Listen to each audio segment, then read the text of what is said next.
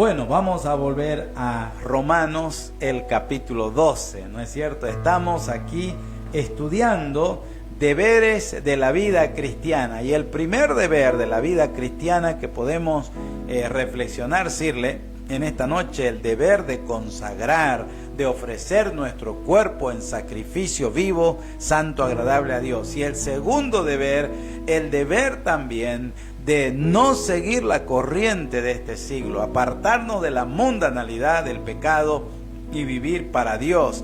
Y lo interesante que veíamos en el versículo 2, la última parte, es que el hombre que se consagra, el hombre que se aparta del mundo, dice, él va a conocer la buena voluntad de Dios, agradable y perfecta. Y Sirle, yo te hablaba de las tres características de la voluntad de Dios. La voluntad de Dios es buena, porque Dios quiere lo mejor para nosotros. Es agradable, quiere decir que cuando yo estoy en el centro de la voluntad de Dios puedo disfrutar. Y es perfecta, porque Él no falla, ¿no es cierto? Él no falla. Entonces, la voluntad de Dios para tu vida, mi hermano, es buena, es agradable y es perfecta. Buena porque Dios quiere lo mejor para ti.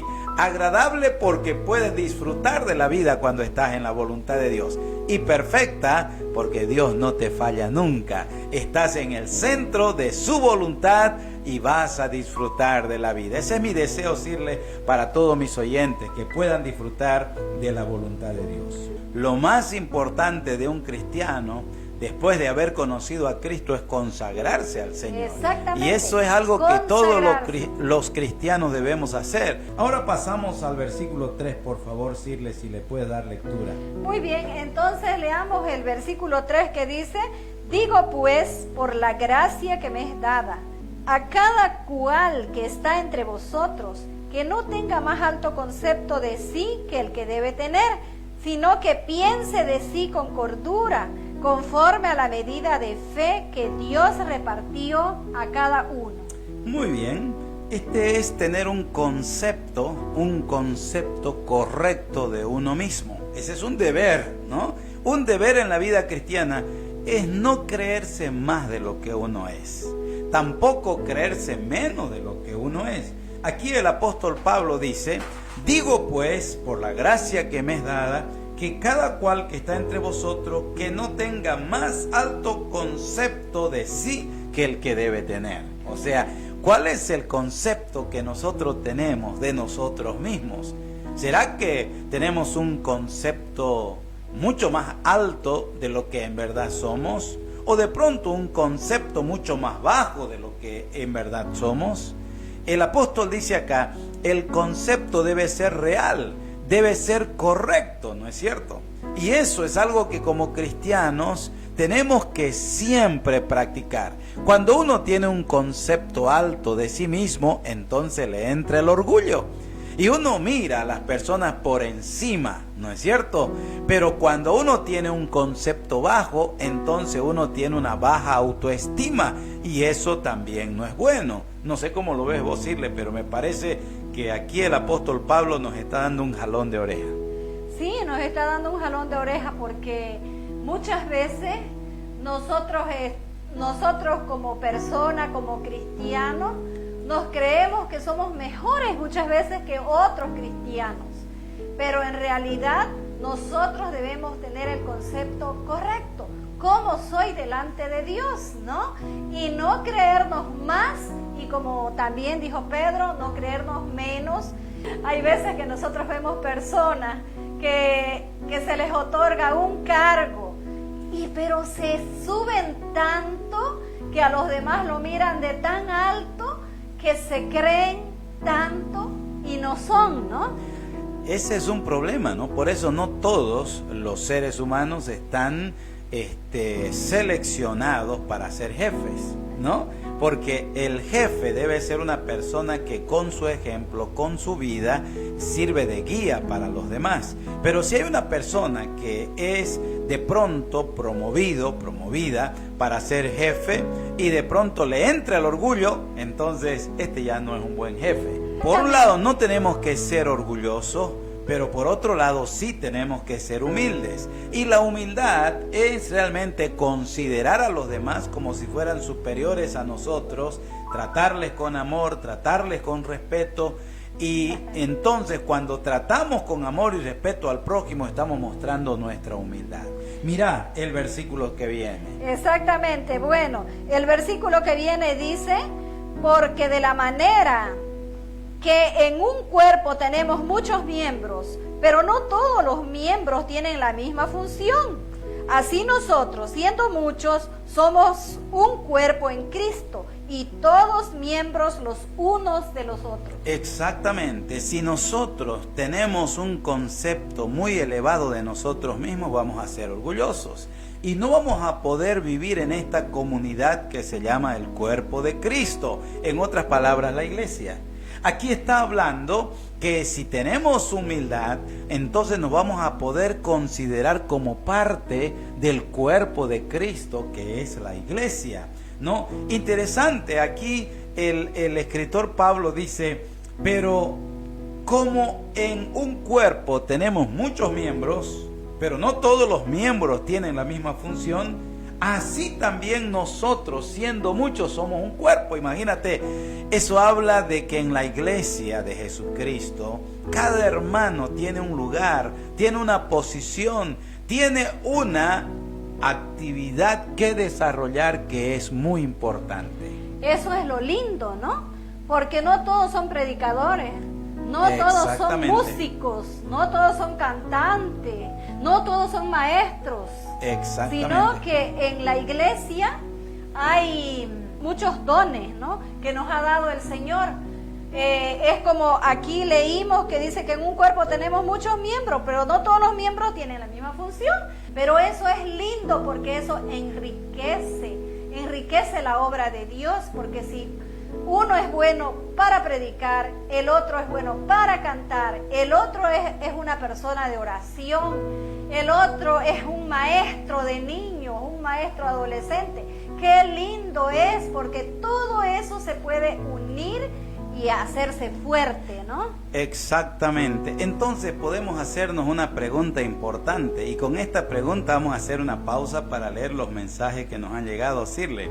La pregunta es, bueno, si yo tengo un concepto cabal de mí mismo, si yo soy humilde, ya tengo a Cristo en mi corazón, la pregunta es, ¿qué función estoy cumpliendo dentro del cuerpo de Cristo que es la iglesia? Y aquí hay un llamado para mis hermanos. Mis hermanos, no seamos cristianos del asiento. No seamos cristianos solamente oidores, sino los hermanos que me están escuchando en esta noche, por favor, involúcrense en la obra de Dios. Involúcrense en alguna tarea para desarrollar dentro de la obra del Señor con tus dones, con tus talentos, porque nadie va a hacer lo que a ti te corresponde. Tú eres muy especial y como en un cuerpo tenemos muchos miembros, así también en la iglesia todos tenemos una función como miembros del cuerpo de Cristo. Esto es lo que me encanta realmente decirle. Si me pudieras leer el versículo 6, por favor. De manera que, teniendo diferentes dones, según la gracia que nos es dada, si el de profecía, úsese conforme a la medida de la profecía, o si de servicio, en servir, o el que enseña en la enseñanza, el que exhorta en la exhortación, el que reparte con liberalidad, el que preside con solicitud, el que hace misericordia con alegría. El amor sea sin fingimiento, aborreced lo malo, seguid lo bueno. Qué bien, qué bien. En verdad lo que has leído acá es una lista de dones que el Espíritu Santo ha dado a la iglesia, ha dado a los que han creído y han recibido a Cristo como su Salvador personal. El apóstol Pablo, cuando escribe a los Corintios, también en el capítulo 12, particularmente, si no me equivoco, el versículo 7, dice que el Señor dio a cada uno ese don del Espíritu para provecho de todos. O sea, cada hijo de Dios, cada cristiano ha recibido por lo menos un don. si bien es cierto, hay cristianos que han recibido 2, 3 o más dones, por lo menos uno ha recibido usted, mi hermano. ¿Con qué propósito? Para que con ese don que Dios le ha dado, usted pueda servir a su Señor. Ahora sí, aquí vemos que en el versículo 6, desde el versículo 6 en adelante, tenemos varios dones. ¿Puedes resaltarme algunos, por ejemplo? Ya, aquí dice, por ejemplo, el de servicio. El de servicio en servir. En servir. O sea, si hay un hermano que de pronto dice, yo no sé hablar en público, yo no sé predicar, yo no sé dirigir, pero este hermano dice, a mí me gusta trabajar en lo práctico, ese tiene el don de servicio. El don de servicio, siempre se lo ve sirviendo. Sirviendo. Y eso es lindo, ¿no? ¿Cómo hace falta en la iglesia?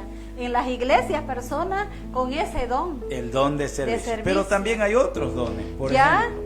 El que enseña en la enseñanza. Exactamente, ¿no? Hay hermanos que tienen la habilidad de hacerse entender cuando abren la palabra de Dios. Ese tiene el don de enseñanza. El don de enseñanza, qué lindo. Más? El que exhorta en la exhortación. Aquí debo hacer una aclaración, Sirle, muy importante.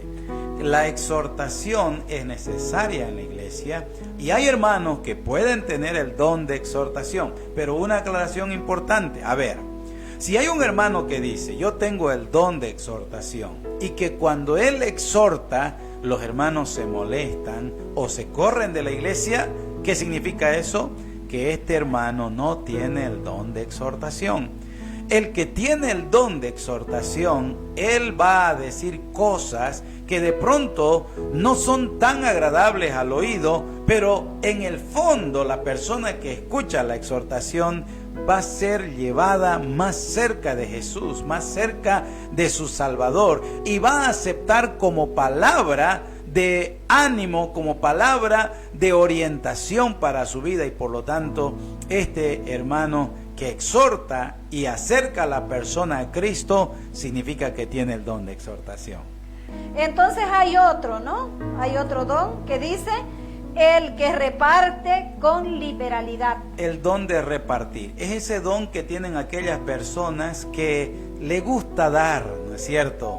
A veces dan hasta de lo que no tienen, pero tienen el placer. Siempre tienen algo para dar. Exactamente. Siempre hay, aunque sea una cosa pequeña, pero lo dan con tanto amor que uno lo recibe porque es una cosa linda, ¿no? Maravillosa. Maravillosa. Y quiero mencionarte aquí, Sirle, unos dones que de pronto por ahí pueden ser causa de polémica. Por ejemplo, en el versículo 6 dice, si el de profecía, úsese conforme a la medida de la fe. El don de profecía. Ahora, aclaro lo siguiente aquí para mis oyentes, para mis hermanos que están en sintonía en esta noche.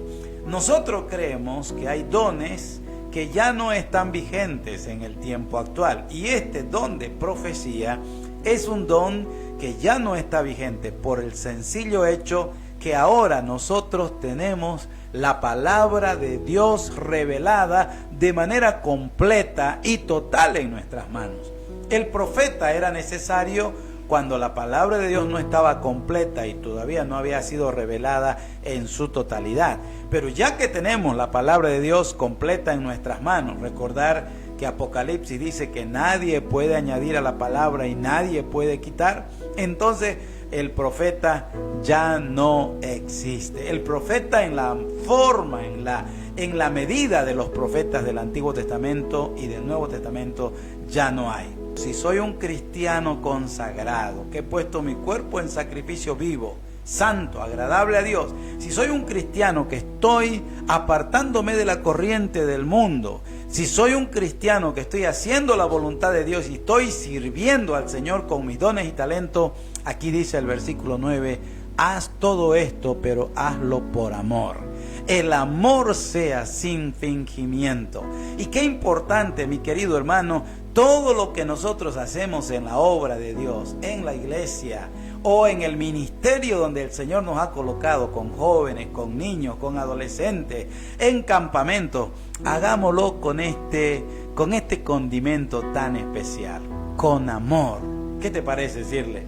Bueno, ese es, como vos decís, un resumen de todo lo que hemos hablado, ¿no?